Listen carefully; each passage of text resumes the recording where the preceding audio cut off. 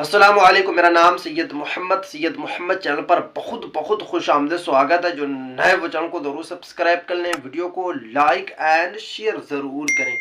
आज मैं आपको बताऊंगा चार इम्पोर्टेंट अपडेट, यानी कि 20 तारीख की चार क्या क्या इम्पोर्टेंट है, यानी कि 20 तारीख में आज क्या हुआ पटना में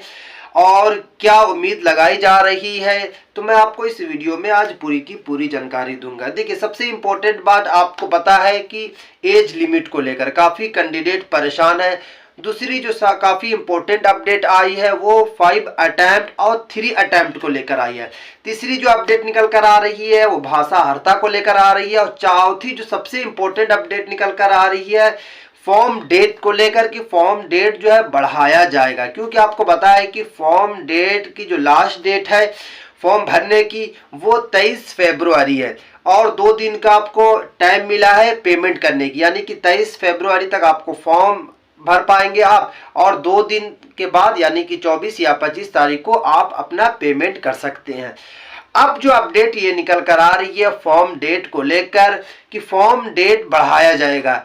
यानी कि बढ़ाया जाने की जो सबसे बड़ी वजह है वो है एज लिमिट को लेकर, क्योंकि आपको पता है कि अभी लगातार प्रोटेस्ट चल रहा। पटना हाई कोर्ट का घेराव है, बीजेपी के कार्यालय का घेराव है, बिहार सरकार का घेराव है, क्योंकि काफ़ी मात्रा में कैंडिडेट पटना पहुंचे हुए हैं और सबकी यही मांग है कि कम से कम हमें 5 साल की छूट दी जाए। क्योंकि आज आपको पता है कि 20 फरवरी है, 10 तारीख से फॉर्म भरा जा रहा है और ये 10 दिनों के अंदर में कम से कम 30 से 35 हज़ार कैंडिडेट बाहर हो गए हैं सिर्फ और सिर्फ एज की वजह से। तो ये सारे कैंडिडेट जो है पटना पहुंचे हुए हैं और पटना में मांग कर रहे हैं। और आपको पता है कि आज पटना में आपके पूर्व शिक्षा मंत्री चंद्रशेखर साहब भी वहां पे पहुंचे हुए, वो भी प्रोटेस्ट में शामिल है, वो भी आपके साथ है, क्योंकि सभी की यही मांग है कि जल्द से जल्द सरकार ऑफिशियल नोटिस जारी करे और पोर्टल ओपन हो जाए। यानी कि एज लिमिट को लेकर जब वो फॉर्म फिल कर रहे हैं तो उनकी एज नहीं भर पा रहे हैं,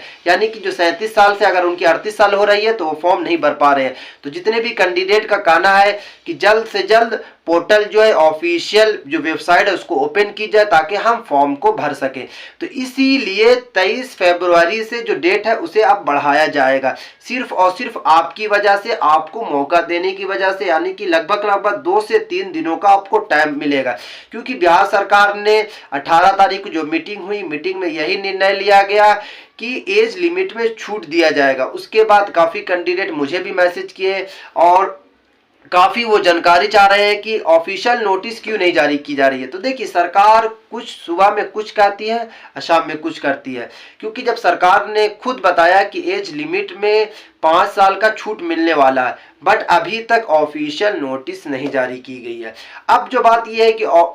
डेट बढ़ाया जाएगा, यानी कि एज लिमिट बढ़ेगी या फिर नहीं बढ़ेगी, तो 110% आपको 5 साल का छूट मिलने वाला है, क्योंकि सरकार ने खुद बताया है कि सप्लीमेंट डीजल हमने इसीलिए जारी नहीं किया था कि हम एज लिमिट में बढ़ोतरी करेंगे, एज लिमिट में छूट देंगे, क्योंकि अगर एज लिमिट में छूट नहीं मिलने वाली रहती तो सप्लीमेंट रिजल्ट आपका जारी कर दिया जाता है। क्योंकि सप्लीमेंट रिजल्ट की वजह से ही काफ़ी कैंडिडेट जो है उनकी एज काफ़ी हो गई। आपको पता है कि बीएड और डीएलएड करने की वजह से या फिर वो पहले कर चुके थे तो उनकी एज जो है 37 साल से ज़्यादा है। तो इसी वजह से सरकार जो है आपको मौका देने जा रही है, 5 साल का छूट देने जा रही है। ये दो तो इम्पोर्टेंट बात हो गई। एक तो ये है कि आपका फॉर्म तिथि जो है बढ़ने वाली है, दूसरी जो इम्पोर्टेंट बात है कि आपका एज लिमिट जो है आपको 5 साल की छूट मिलने वाली है। तीसरी जो इम्पोर्टेंट अपडेट है वो 5 अटेम्प्ट को लेकर। तो देखिए, जिस तरीके से एज लिमिट को लेकर प्रोटेस्ट चल रहा पटना में, उसी तरीके से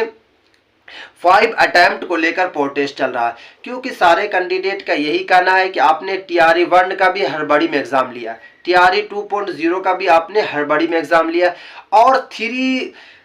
3.0 यानी 3.0 का जो एग्ज़ाम आपको पता है कि सभी को माइंड में यही था, कैलेंडर के हिसाब से, बीपीएससी के कैलेंडर के हिसाब से अगस्त था, बट आप जो है मार्च में एग्ज़ाम ले रहे हैं। 7 मार्च से स्टार्ट हो जाएगा, 15 मार्च तक लास्ट डेट है। तो सारे कैंडिडेट का यही कहना है कि आप तीनों एग्ज़ाम हड़बड़ी में लिया है, तो हम 2 में तो पास नहीं हो पाए, तीसरा हमारे पास लास्ट मौका है और वक्त आपने कम दिया, इसलिए हमें जो है 2 मौका और दिया जाए, यानी कि TRE 4 का मौका दिया जाए और TRE 5 का मौका दिया। तो सरकार बिल्कुल तैयार है, सरकार का भी यही कहना है कि आपको TRE 4 में भी मौका मिलेगा और TRE 5 में भी मौका मिलेगा, यानी कि ये लास्ट आपका एग्जाम नहीं है, ये एग्जाम आप दीजिएगा, उसके बाद फिर से आपको 2 मौका मिलेगा, यानी कि TRE 4 और TRE 5, उसके बाद फिर आपको मौका नहीं मिलने वाला, क्योंकि ये तीनों जो एग्जाम हुआ, पिछला TRE 1, TRE 2 और TRE 3 जो होने जा रहा है, ये तीनों का तीनों एग्जाम जो है हड़बड़ी में हो रहा है, क्योंकि आपको पता है कि एक साल में 3 एग्जाम ले लिया गया और कैंडिडेट तैयार नहीं किए हैं, सही तरीके से तैयारी नहीं की, इसी वजह से TRE 1 और TRE 2 में भी उनका सिलेक्शन नहीं हुआ और TRE 2 में भी आपको पता है कि काफी उम्मीद, कैंडिडेट का यही कहना है कि इसमें भी हमारी तैयारी सही तरीके से नहीं है, तो इसमें भी हमारी उम्मीद बहुत कम है, तो इसलिए आपको TRE 4 और TRE 5 का मौका दिया जाएगा। अब जो काफी एक और इम्पोर्टेंट अपडेट है भाषा अर्हता वाले को लेकर, क्योंकि आपको पता है कि भाषा अर्हता वाला को TRE 2.0 में जितना मामला चला उतना मामला किसी के लिए नहीं चला, क्योंकि पटना भाषा अर्हता को लेकर आपको पता है पटना हाईकोर्ट में केस भी दर्ज करवाया गया था TRE 2.0 में। देखिए भाषा अर्हता को लेकर सारे कैंडिडेट का यही कहना है कि आपने TRE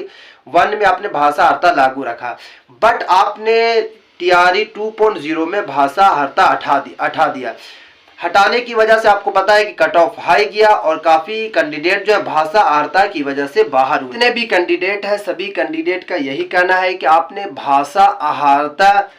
TRE 2.0 में जो आपने बीच में हटाया था, इसलिए आप पहले ही भाषा अर्हता हटा दीजिए, क्योंकि भाषा अर्हता हटाने से ये फायदा होगा सारे कैंडिडेट को कि भाषा अर्हता की तैयारी नहीं करनी पड़ेगी, क्योंकि आपके पास वक्त बहुत कम है, आपको पता है कि अगले महीने आपका एग्जाम है, इसीलिए सारे कैंडिडेट जो है भाषा अर्हता को लेकर भी मांग कर रहे हैं, यानी कि सरकार से अभी 4 मांग है। फर्स्ट मांग है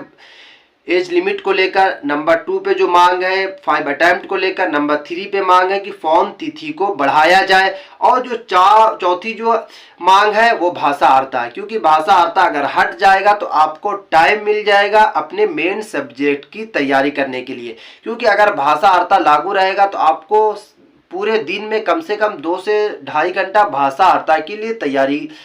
करनी पड़ेगी, क्योंकि अगर आप मैथ्स का एग्जाम दे रहे हैं तो मैथ्स की आपको तैयारी पूरी करनी पड़ेगी मेन सब्जेक्ट की, और अलग से आपको भाषा अर्हता की भी तैयारी करना पड़ेगी, क्योंकि भाषा अर्हता में आपको 30% आपको लाना है, अगर आपने 29% भी ला दिया तो आप फेल हो जाएंगे, कम से कम आपको 30% लाना है भाषा अर्हता में, और मेन सब्जेक्ट में जिस तरीके कट ऑफ जाएगा उसके हिसाब से आपको लाना। तो सारे कैंडिडेट की यही मांग है कि भाषा अर्हता को भी हटाया जाए। अब देखना होगा कि भाषा अर्हता का हटता है या फिर नहीं हटता है, क्योंकि अभी लगातार मांग है और लगातार ऑफिशियल